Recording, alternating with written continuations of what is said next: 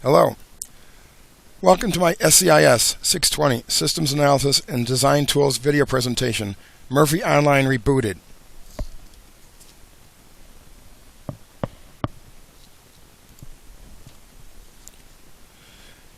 Today we're going to do a quick walkthrough of the analysis and design effort for a major software development project here at St. Thomas. This is my third semester at St. Thomas, and I've had to use the Murphy registration system to research the various classes I'll be taking during the next 3 to 4 years in order to determine where they're typically held as well as who teaches them. So with this in mind, here's the problem statement. The Murphy course registration system has an inefficient and non-user-friendly interface when accessing course-related data. Therefore, a more efficient method is needed for students to look at historical course schedules as well as current and future course schedules, thus allowing students to make tentative or decisive decisions regarding the courses they'll be taking at any given semester with any associated instructor. During the presentation, we'll be going over the following. We'll look at the as-is current system short demo and also showing the current system tables. We'll be looking at the to-be, which is the new system proposed features for searching and planning, which then encompasses the new system tables, and then we'll do a new system demo.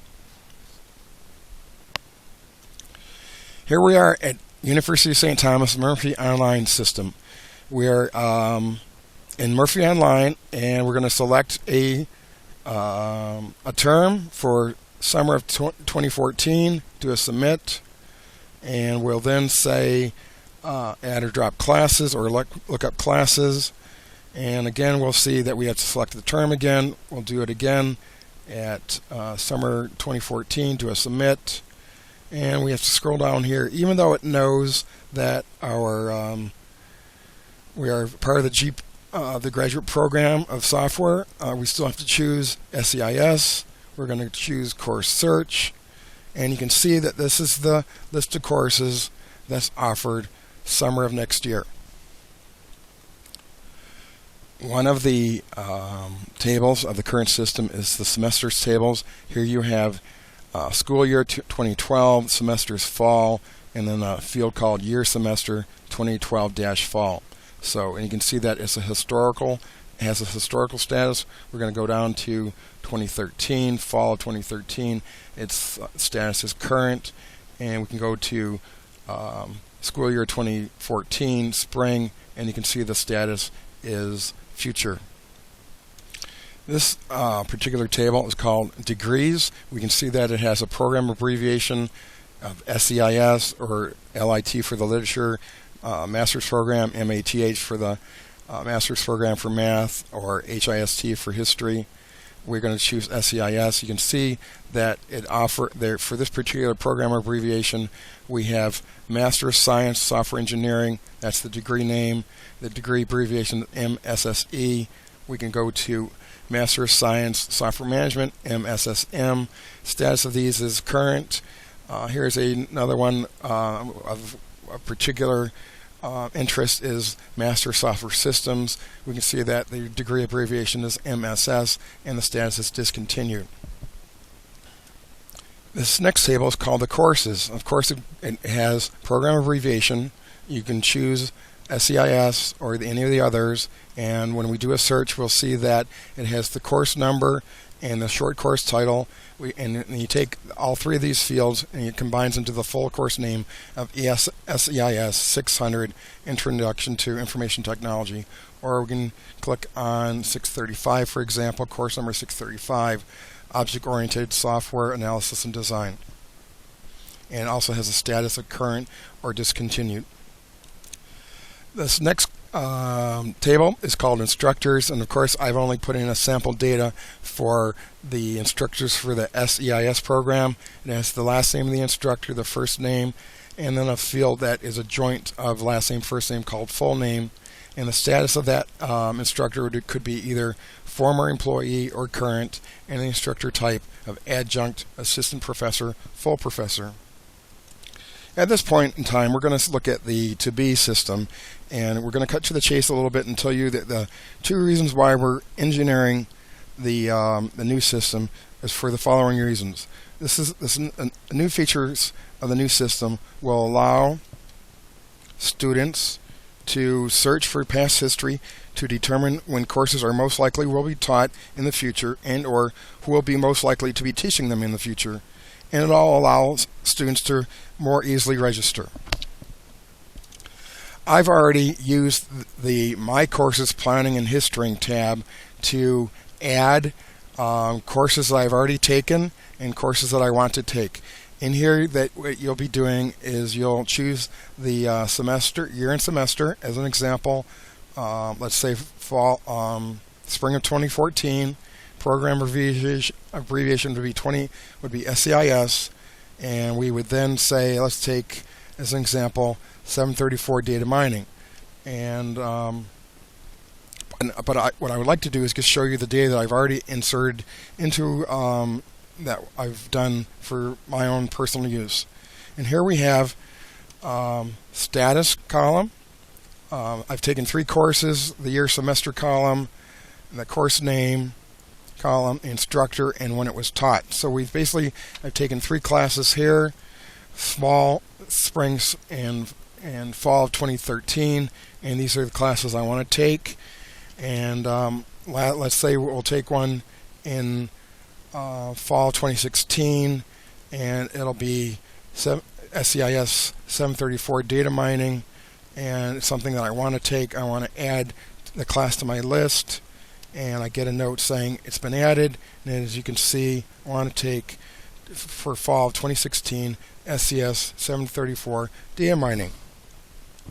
We're going to move from the course planning and registration tab to the Find Courses tab, and this is where you'll be able to search for courses.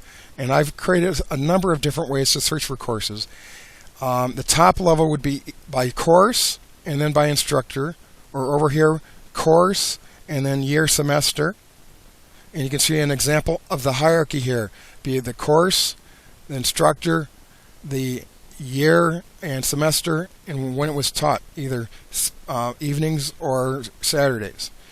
On this particular one, we're looking at course, year, semester, by the instructor, and then when it was taught. We can also show the data in a different way, which is by instructor, and you'll see that, for an example, if we choose, let's look at Dorian Harvey. She teaches SES 605, Technical Communications. She's taught it in 2 different semesters based on the history of the data I've put into the database of fall of 2013 and spring of 2014. And you also can see she's taught it in the evenings. If you want to see the instructor that we look for our current instructor, he's taught courses for the fall semester and spring 2014 semester, and you can see that he's taught 620 systems analysis, and it was in the evenings. And for the spring, he'll be doing the same class, and it'll be in the evenings as well. So you can see that the hierarchy here is by instructor course or instructor year and semester. And if you want, and what I like about this is we can go look at semesters only, and we can see, for example, that what's being taught in the summer semesters, so we can figure out what to take next year or in 2015. So here's these courses that have been taught typically during the summer.